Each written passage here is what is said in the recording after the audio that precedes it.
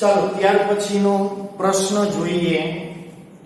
Vote in your opinion, તમારા મત મુજબ, what can children and young adult do for the environmental, તમારા મત મુજબ બાળકો અને યુવાન પર્યાવરણ માટે શું કરી શકે?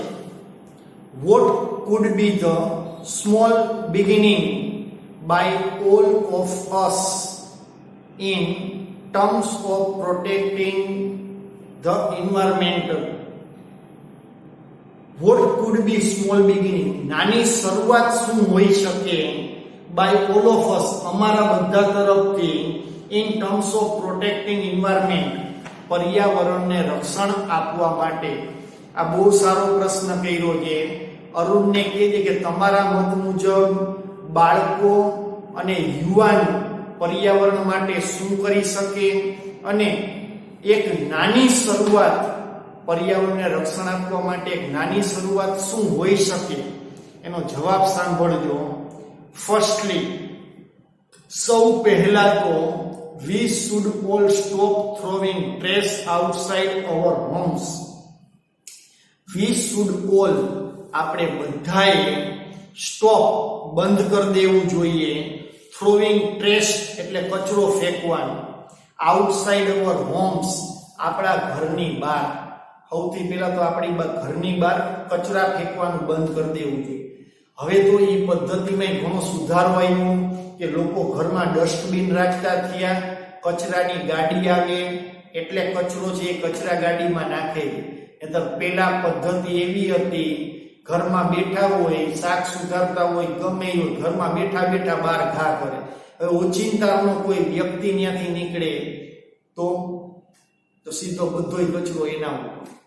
અથવા તો બને એવું ચાલો કોઈ નીકળ્યું નહીં, પણ આપણે ઘરમાં બેઠા બેઠા કચરાના ઘા કરીએ છીએ, એનાથી આપણું જ ઘરનું આંગણું છે એ ગંદુ થાય છે.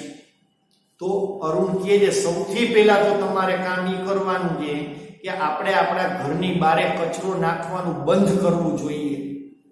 નેક્સ્ટ, પછી we should reduce the amount of trash, આપણે કચરાનું પ્રમાણ ઓછું કરવું જોઈએ. રિડ્યુસ એટલે ઓછું કરવું, ઘટાડવું. the amount of trash એટલે કચરાનું પ્રમાણ. we generate એટલે આપણે ઊભું કરતા, જનરેટ એટલે નિર્માણ કરવું થાય, ઊભું કરવું. આપણે જે ઘરમાં કચરા ઊભા કરીએ છીએ એનું પ્રમાણ તો કે સાવ ઘટાડવું જોઈએ. Straws, tissues, wrappers, batteries, fast food junk, all these end up in lakes. Straws એટલે નકામી ચીજ વસ્તુ. આપણે સ્ટ્રો કોને કહીએ છીએ તો કે કોઈ પણ કોલ્ડ ડ્રિંક્સ છે, નારિયેળ પાણી પીવા માટે સ્ટ્રો આવે, લાંબી નળી. ટિશ્યુઝ, નકામા કાગળ. રેપર્સ, છાપાના કાગળ. બેટરીઝ, નકામી બેટરીઓ. ફાસ્ટ ફૂડ જંક, વધેલો વાસી ખોરાક. ઓલ ધીસ, આ બધું જ એન્ડ અપ ઇન લેક્સ, સીધું તળાવમાં નાખી છે. And they come from our homes, અને આ બધું આપણા ઘરમાંથી જ આવે, આ બધું આપણા ઘરમાંથી ઉત્પન્ન થાય છે. if we can reduce the amount of garbage, if we can reduce, જો આપણે ઘટાડી શકીએ the amount of garbage એટલે કચરાના જથ્થાને, at home એટલે ઘરે, and if we can deposit all garbage safely, અને આપણે સલામત રીતે આ કચરાનો નિકાલ કરીએ. ડિસ્પોઝ એટલે નિકાલ કરવો. ગાર્બેજ એટલે કચરાને, સેફલી એટલે સલામત રીતે. that itself is a great deal, તો આ પોતે જ એક મોટી સિદ્ધિ છે. every student is welcome to volunteer with us, દરેક વિદ્યાર્થી એ સ્વયંસેવક તરીકે અમે એનું સ્વાગત કરી છે. with us એટલે અમારા સાથે. in helping the environment, કે જે પર્યાવરણમાં મદદ કરવા માંગતો હોય. પર્યાવરણની મદદ કરવા માટે દરેક વિદ્યાર્થીઓનું અમે અમારી સાથે સ્વેચ્છાએ કામ કરવા માટે સ્વાગત છે. કોઈ વિદ્યાર્થી ઈચ્છતું હોય કે મારે પર્યાવરણની મદદ કરવી છે તો અરુણ કહેજે, અમે અમારી ટુકડીમાં એનો સમાવેશ કરવા સ્વેચ્છાએ તૈયાર છીએ. સ્વાગત કરીએ છીએ. પછીનો પ્રશ્ન છે, how much time do school going children need to devote in say a week for an environmental cause? How much time, કેટલો સમય સ્કૂલ ગોઈંગ ચિલ્ડ્રન એટલે શાળાએ જતા બાળકો નીડ એટલે જરૂર છે, ટુ ડિવોટ, ડિવોટ એટલે સમર્પણ કરવું થાય, અહીંયા આપવું એવો અર્થ થશે.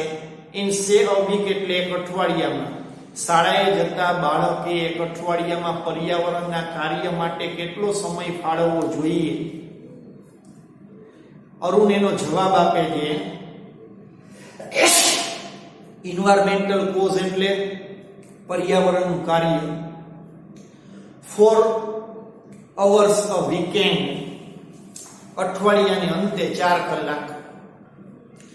This is 2 hours on Sunday and 2 hours on Saturday.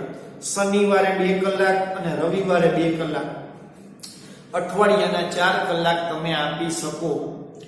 This small beginning, આ નાનકડી શરૂઆત, is more than enough, એ પૂરતી રહેશે, to ensure larger participation later, પાછળથી મોટી ભાગીદારી માટે આ એક નાનકડી એવી શરૂઆત એ પૂરતી રહેશે. ઇનફ એટલે પૂરતી, ઇન્શ્યોર એટલે નિશ્ચિત રહેશે. હવે છેલ્લો પ્રશ્ન, how can students and schools join your fraternity? Fraternity એટલે મંડળ, સંઘ, કે વિદ્યાર્થીઓ અને શાળાઓ તમારા મંડળમાં કઈ રીતે જોડાઈ શકે? Do you have any programmes? શું તમારી પાસે કોઈ કાર્યક્રમ છે? To ensure your work to them, to introduce your work them, કે તમે તમારા કાર્યથી એ લોકોને માહિતી આપી શકો. ઇન્ટ્રોડ્યુસ એટલે પરિચય કરાવો, તમારા કામનો પરિચય કરાવી શકો એવો કોઈ પ્રોગ્રામ તમારી પાસે છે? અરુણ કહે છે, યસ, વી ઓફર ફેલોશિપ. ફેલોશિપ એટલે ભાગીદારી. અમે ભાગીદાર બનાવીએ છીએ ટુ ઇન્ટરેસ્ટેડ સ્ટુડન્ટ, રસ ધરાવતા વિદ્યાર્થીઓને અમે અમારી ટુકડીના ભાગીદાર બનાવીએ છીએ.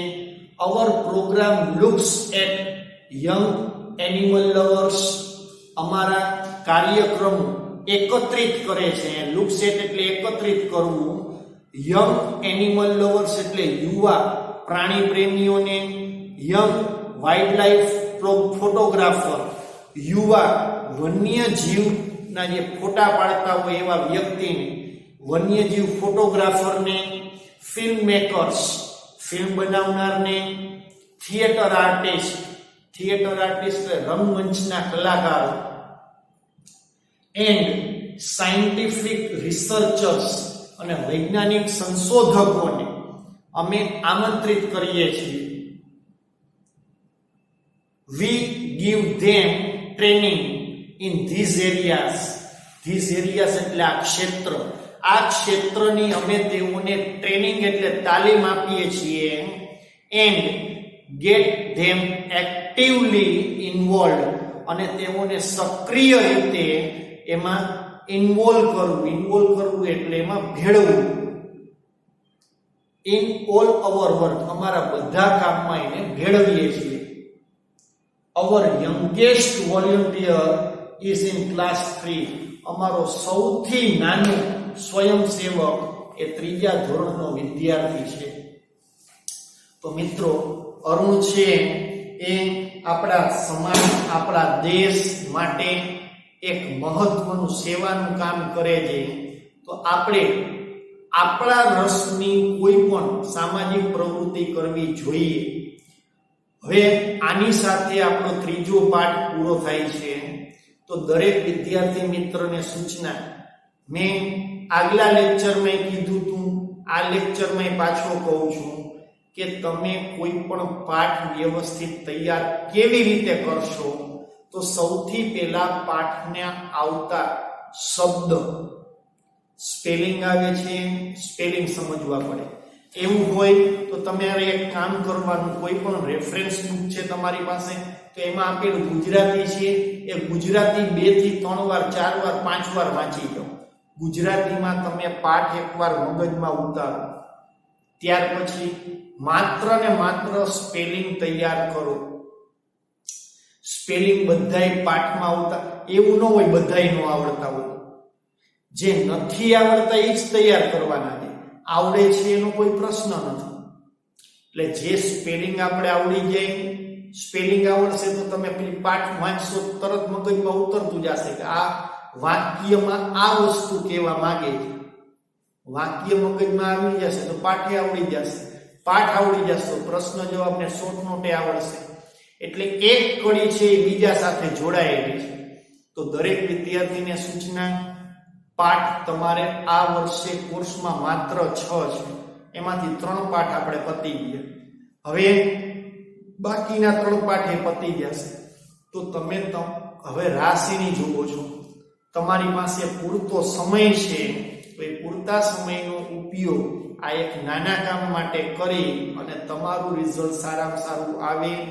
અને માત્ર રિઝલ્ટ માટે નહીં, પરંતુ આપણે સારું ઇંગ્લિશ શીખવા માટે આ વસ્તુ જરૂરી છે. ચાલો, અને આની શોર્ટ નોટ, પ્રશ્ન જવાબ એ તમારે કરવાના છે. આના પછીના લેક્ચરમાં આપણે લેસન નંબર 4 શરૂ કરશું. દરેક વિદ્યાર્થી ત્યાં સુધી all the best. Thank you. Take care. ખાસ કાળજી રાખજો. આવજો. બાય.